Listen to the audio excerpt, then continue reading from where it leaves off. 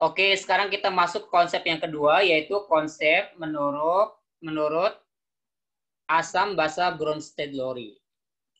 Nah, menurut asam basa Bronsted-Lowry, asam adalah pendonor proton atau H+. Jadi clue-nya kalian harus dicatat kalau misalnya sudah standby bukunya. Jadi jumlah H dan muatannya bertambah satu buah. Jumlah hidrogen dan muatannya bertambah satu buah. Itu kalau asam. Salah, afwan. Kalau asam berkurang ya.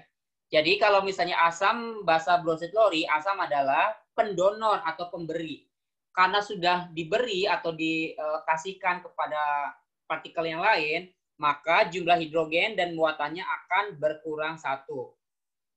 Nah, nanti supaya lebih paham, nanti saya kasih contoh.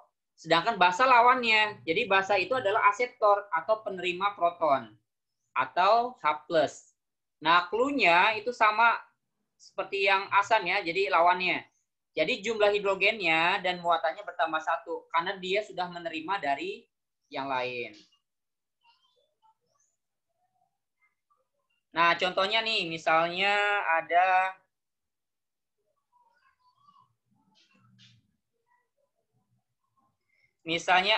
HCl.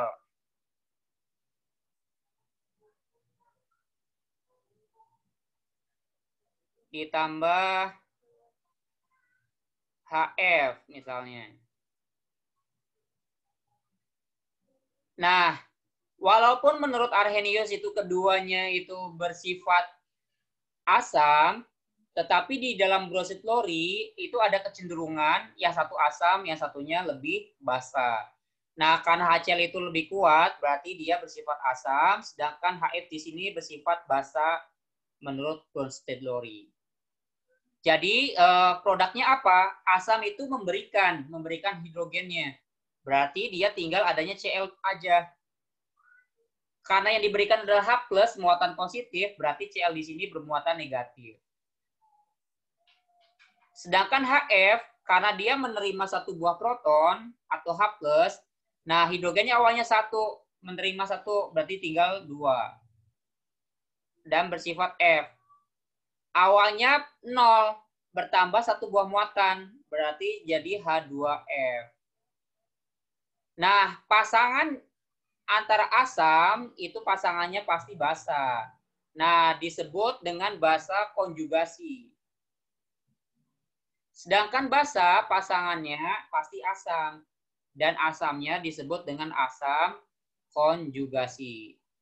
Jadi, asam basa Bronsted-Lowry itu dikenal juga dengan pasangan asam basa konjugasi.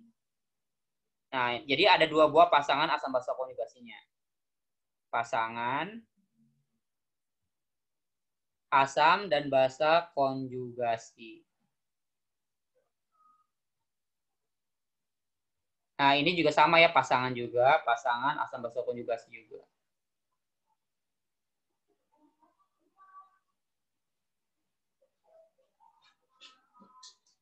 Nah, pasangan asam basa konjugasi itu adalah nama lain untuk asam basa Bronsted-Lowry. Nah, biar kalian lebih memahami, saya kasih contoh yang satu lagi. Biar lebih berwarna, saya kasih warna yang lain, warna biru. Misalnya di sini ada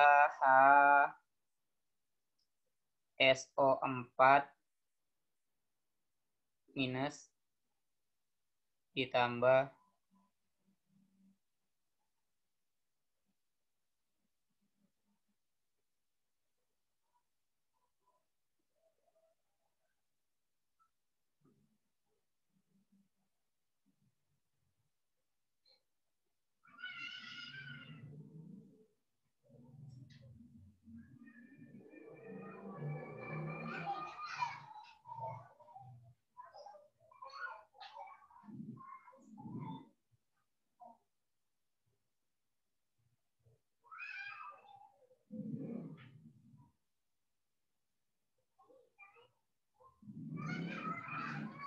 Oke, kalau ada reaksi yang seperti ini nih.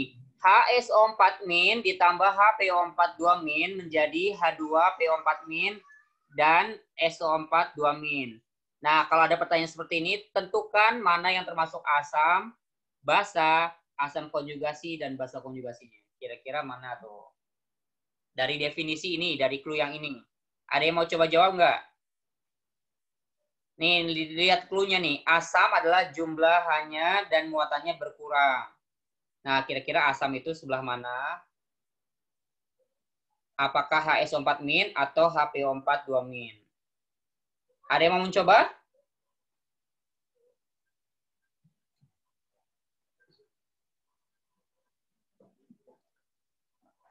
Oke, mungkin masih banyak yang belum paham. Jadi contoh kedua ini biar Ustadz saja yang jawab.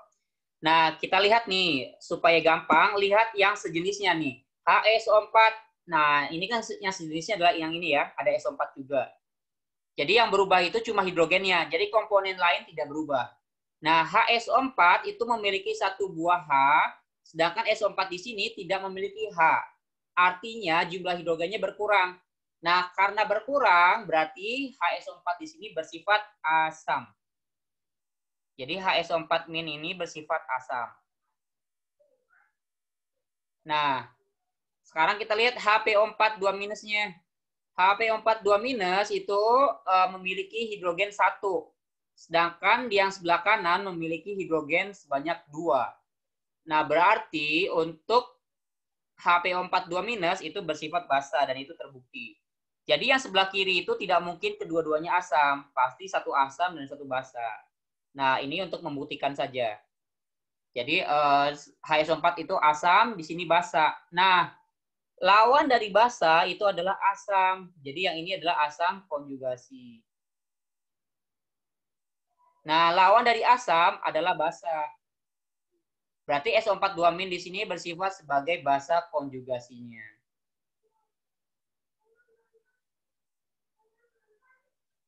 Nah, itulah asam basa bromsid lori, baik itu secara definisi atau pengertian maupun contoh-contohnya. Silakan jika ada yang mau ditanyakan bisa melalui audio atau melalui tulisan. Tat, mau nanya, Tat? Boleh, silakan Pip. Itu yang pertama kan HCl ditambah HF. Iya. Ya kan? Nah, itu kan di situ kan HCl lebih kuat daripada HF. Nah, itu cara Iya. tahu dia lebih kuat gimana, Tat? Takutnya kan kalau ada soal kan nggak tahu nih mana yang kuat, mana yang enggak. Oke, bagus pertanyaannya. Insya Allah untuk soal-soal yang berhubungan dengan UN, ujian sekolah, ujian tengah semester dan seterusnya itu, biasanya kalau soalnya pilihan ganda nggak bakalan dia pasti sudah ada kayak ini nih, kayak contoh yang kedua nih.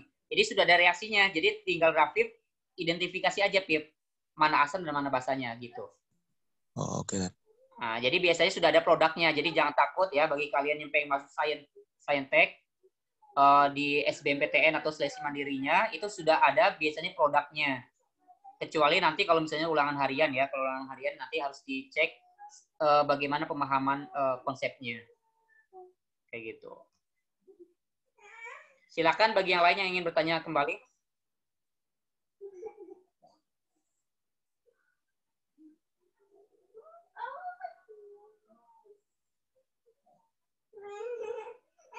Silakan.